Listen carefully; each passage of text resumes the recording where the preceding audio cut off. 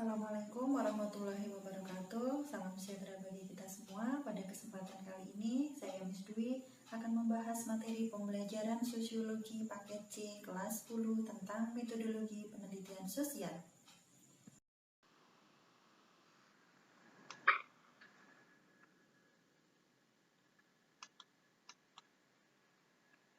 Tujuan pembelajaran pada pertemuan kali ini adalah mendeskripsikan penelitian sosial dalam mengkaji gejala sosial. Salah satu upaya untuk mengkaji gejala sosial dalam masyarakat secara ilmiah dibutuhkan yang namanya penelitian sosial. Penelitian sosial merupakan suatu cara atau serangkaian langkah yang sistematis untuk menemukan informasi tentang penyebab, dampak, serta upaya dalam menyikapi berbagai gejala sosial di masyarakat. Penelitian sosial berbeda dengan kegiatan mencari informasi pada umumnya, seperti diskusi atau membaca literatur. Penelitian sosial memiliki beberapa karakteristik tertentu. Adapun karakteristik penelitian sosial meliputi yang pertama, penelitian sosial itu mempunyai tujuan penelitian, mencakup kegiatan yang terencana dan sistematis,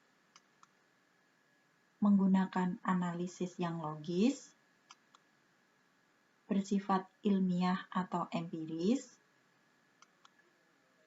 proses pengumpulan datanya dilaksanakan secara objektif, memiliki tema secara spesifik, menghasilkan kesimpulan atau generalisasi, dilakukan secara berkelanjutan, disertai instrumen atau alat penelitian, dan yang terakhir adalah memerlukan manajemen waktu. Seorang peneliti perlu memiliki pengetahuan mengenai jenis-jenis penelitian sosial untuk mempermudah dalam merancang penelitian yang akan dilakukan. Adapun jenis-jenis penelitian sosial dapat dibedakan berdasarkan kriteria berikut. Yang pertama, jenis penelitian sosial berdasarkan tujuannya dibedakan menjadi dua. Yang pertama, penelitian dasar atau basic, dan yang kedua adalah penelitian terapan atau applied. Penelitian basic bertujuan untuk mengembangkan teori atau ilmu pengetahuan. Sedangkan penelitian terapan bertujuan untuk memecahkan persoalan dalam kehidupan bermasyarakat.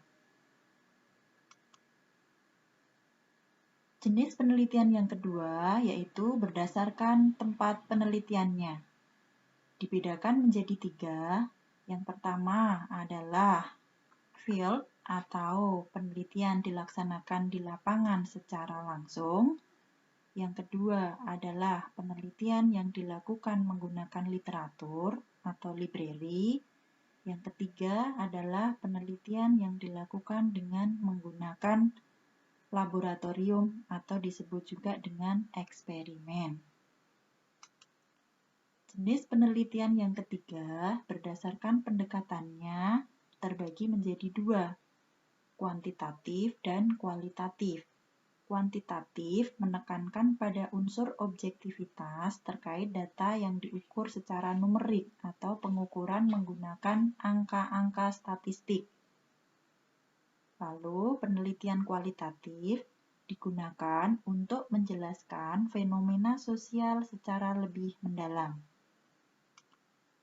Dan jenis penelitian sosial yang terakhir yakni berdasarkan waktu. Ada dua jenis, yang pertama adalah cross-section dan yang kedua adalah longitudinal. Cross-section berarti bahwa penelitian ini dilakukan dalam satu waktu. Dan penelitian longitudinal itu adalah penelitian yang dilakukan dalam periode waktu ganda atau dilakukan dalam beberapa periode. Nah, adanya penelitian sosial dapat memberikan deskripsi atau gambaran dan pemetaan tentang masalah sosial di masyarakat, sehingga melalui penelitian sosial dapat diambil suatu kesimpulan serta implikasinya. Adapun fungsi penelitian secara umum yaitu 1. Mendeskripsikan fenomena. Yang kedua, menjelaskan hubungan antar fenomena. Yang ketiga, memprediksi fenomena yang akan terjadi. Lalu yang keempat adalah menguji kebenaran. Yang kelima, memecahkan masalah sosial. Dan yang keenam adalah mengembangkan ilmu pengetahuan dan teknologi. Selain memiliki fungsi, penelitian sosial juga bisa memberikan manfaat. Melalui penelitian sosial diharapkan dapat memberikan beberapa manfaat sebagai berikut. Yang pertama, meningkatkan kepekaan sosial, mengembangkan kreativitas, meningkatkan karir peneliti, menambah wawasan atau khazanah ilmu pengetahuan, menjadi referensi penelitian, dan menjadi bahan pertimbangan dalam pengambilan kebijakan. Lalu, hal apa saja yang perlu disiapkan atau dilakukan oleh seorang peneliti sebelum melakukan penelitian sosial? Peneliti harus membuat terlebih dahulu yang namanya rencana atau rancangan metode penelitian yang akan digunakan dalam kegiatan ilmiahnya tersebut. Nah, rancangan metode penelitian ini dalam bahasa penelitian biasa disebut dengan proposal penelitian sosial. Nah, proposal penelitian sosial ini di dalamnya mencakup beberapa komponen yang terdiri atas topik dan judul penelitian, latar belakang, rumusan masalah, tujuan penelitian, jadwal kegiatan penelitian, dan ada juga yang namanya metode penelitian. Adapun proposal penelitian itu memiliki syarat. Yang pertama, itu sistematis, maksudnya adalah bahwa unsur yang ada dalam rancangan penelitian sosial itu harus tersusun dalam urutan yang logis. Lalu syarat yang kedua yakni konsisten. Maksudnya adalah bahwa di dalamnya terdapat kesesuaian di antara unsur-unsur urutan rancangan penelitian sosial.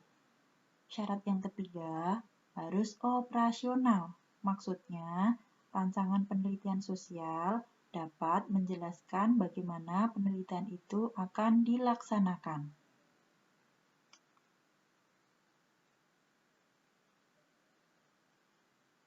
Nah, melalui penelitian sosial yang tertuang dalam proposal penelitian dapat memberikan beberapa manfaat. Yang pertama, memberikan pegangan yang jelas kepada peneliti dalam melakukan penelitian.